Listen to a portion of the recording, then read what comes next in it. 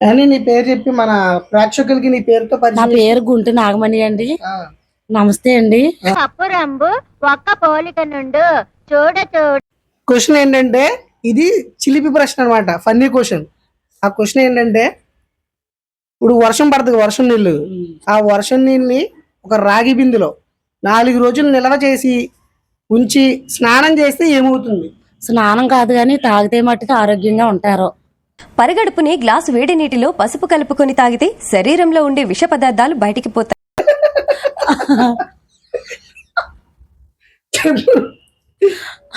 స్నానం చేసి 4 రోజులు రాగి బిందులో నిల్వ చేసి తల స్నానం చేస్తే ఏమవుతుంది?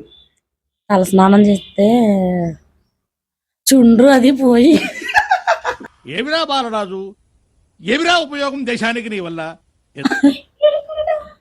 ఏమవుతుంది, శరీరం శుభ్రపడుతుంది అంతే.